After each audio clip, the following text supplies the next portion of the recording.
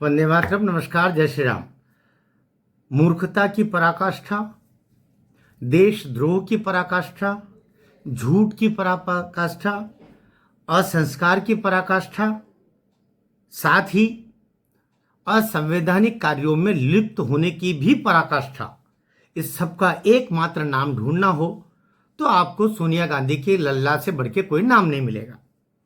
सोनिया जी ने ऐसा एक पुत्र इस संसार को दिया है जो देश की लोकसभा में, देश के लोकतंत्र में और इस दुनिया में भारत माता को कहाँ ज़्यादा मुश्किल में डाला जा सकता है, इस देश के लोकतंत्र को कहाँ और कठिनाई में डाला जा सकता है, इसकी अग्रणी भूमिका में कोई एक व्यक्ति ढूंढना हो तो उनके लल्ला का नाम आता है। उनका लल्ला का नाम आप हम सब जानते हैं। 4 उन्होंने ऐसे कृत्य किए जो ये प्रमाणित कर रहे हैं कि राहुल गांधी दरअसल विक्षिप्तता की भी सीमा पार कर गए हैं।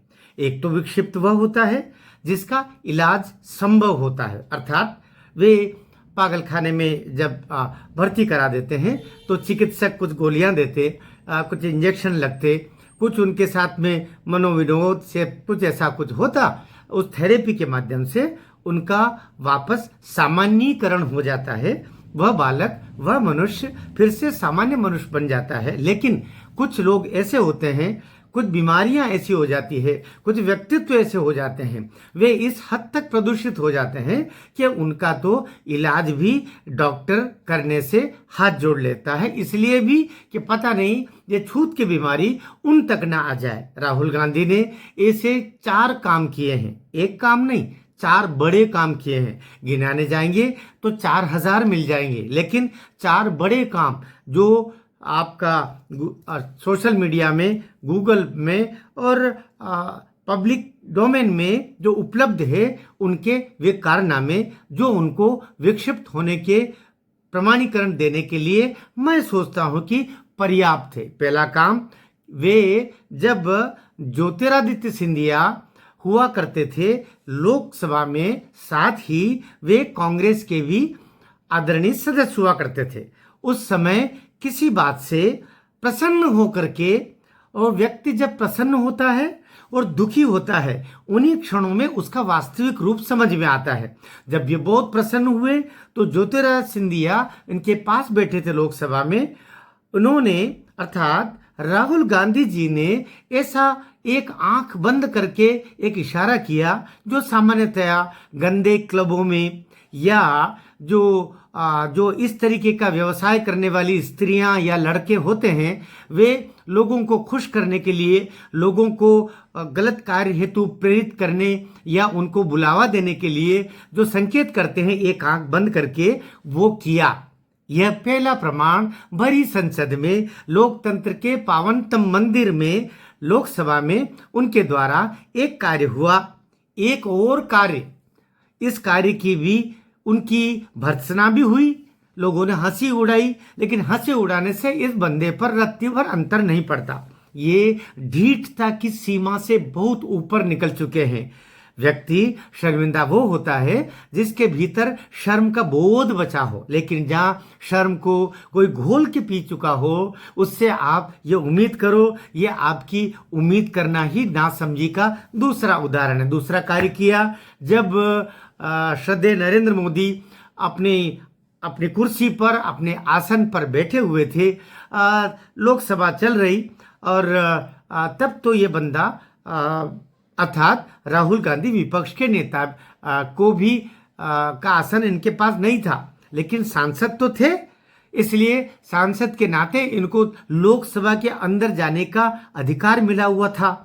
अभी तो और ज्यादा वे विपक्ष के नेता के नाते हैं, वे विपक्ष के नेता का जो एक तरीके से मंत्री पद की सारी सुविधाएं और आनंद होता है उसको उठा रहे हैं। यह बंदा उस समय भरी संसद में, आपने, हमने, दुनिया ने एक साथ अपनी आंखों को फाड़ फाड़ के देखा कि यह बंदा अर्थात राहुल गांधी उस आसंदी तक जाते हैं, उस कुर्सी तक जाते हैं, उस जगह तक जाते हैं जहां देश के प्रधानमंत्री नरेंद्र मोदी बैठे हुए थे, और नरेंद्र मोदी को इन्होंने एक तरीके से अपनी बाहों में भर लिया। यह दूसरा उदाहरण है। कोई भी सामान्य मनुष्य, कोई भी सामान्य बालक ऐसा करने की हिम्मत नहीं कर सकता।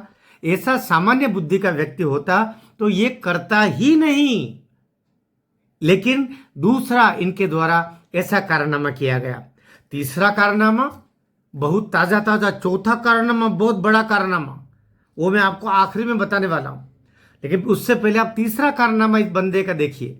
तीसरा कारनामा ये अभी कुछ दिन पहले, अर्थात ये बजट सत्र में जब अभी लोकसभा चल रही है, उस दौरान इन्होंने संसद की सीढ़ियों के पास में ये बैठे हुए थे, अर्थात संसद परिसर में थे, और एक जो भूतपूर्व कांग्रेस का सदस्य रहा हो कभी, बिट्टू जी उनका नाम है, वे भारत सरकार में, अर्थात मोदी सरकार में, अर्थात एनडीए में अभी माननीय मंत्री का दर्जा भी उनके पास में है। उस मंत्री को, उस युवा सांसद को जो उनके सामने से निकल रहे थे, उनको कहा कि आओ मेरे गद्दार मित्र, आप किसी को गद्दार भरे कैमरे पर संसद परिसर में आप बोल रहे हो। माना कि वो आपकी पार्टी का कभी सदस्य रहा होगा, लेकिन आपकी पार्टी की राष्ट्रद्रोही गतिविधियां, सनातन द्रोही गतिविधियां और इस देश को केवल नुकसान पहुंचाने का जो मिशन लेकर के, एजेंडा लेकर के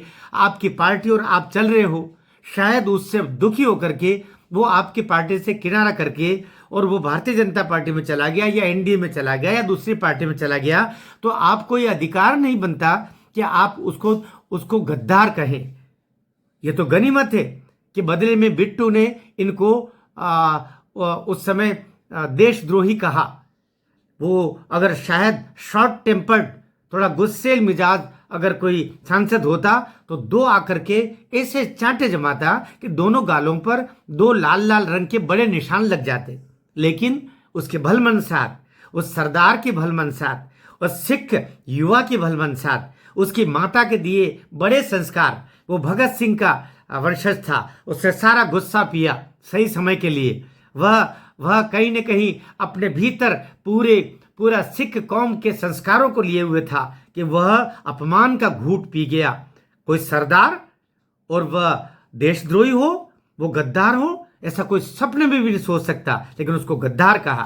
तो उस समय उसने कहा कि मेरे देशद्रोही, मैं हाथ मिलाना चाहता। उस समय राहुल गांधी ने आगे बढ़ा के उसने हाथ मिलाने से मना कर दिया।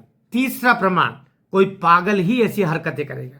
सामान्य बुद्धि का व्यक्ति, मैं कहता हूं बिट्टू को तो लाख लाख धन्यवाद देना चाहिए और प्रशस्ति उसकी होनी चाहिए कि इतने दुष्टता के, इतने उकसावे वाले उस वक्तव्य के बावजूद वो उसने आपा नहीं खोया। और कोई होता तो उठा के पटक के मारता और बताता इसको बोलते हैं गद्दार। लेकिन बिट्टू जी ने ऐसा नहीं किया। तीसरा उदाहरण राहुल गांधी की विक्षिप्तता का। और चौथा और अंतिम और सबसे बड़ा प्रमाण कि वो भरी रैली में, सभा के ऊपर हजारों लोग देख रहे और अपनी बहन प्रियंका को पप्पी दे रहे, उसको भींच लिया बेचारी को और उसके चेहरे को अपने नजदीक ला करके और पप्पी दे रहे। बताओ, ये कोई भाई करेगा? ये कोई संस्कारित भाई करेगा? या ये कोई जो पागल नहीं होगा वो ऐसा करेगा? हाँ, पागल का क्या भरोसा, उसके लिए तो माँ बहन, उससे भी कोई मतलब नहीं होता। वो सबके साथ ऐसे अश्लील हरकत कर सकता है। भारतीय संस्कारों में, सनातनी संस्कारों में, जहां हजारों लड़कियां, माएँ सब देख रही, वहां पर आप ऐसी हरकत कर रहे हो। तो ये 4 प्रमाण हैं विक्षिप्तता के। आपको चारों प्रमाण उचित लगे, ऐसे तो और तो 4000 मिल जाएंगे, लेकिन मेरे कहने की भी सीमा, आपके देखने और सुनने की भी सीमा, लेकिन चारों सटीक लगे हो और इसकी विक्षिप्तता को आप भी विक्षिप्त ही मान रहे हो तो नीचे कमेंट भी लिखिएगा और वीडियो शेयर करके उस पागल तक उसको पहुंचाएं जिसका इलाज बहुत जरूरी हो गया है। भारत माता की जय।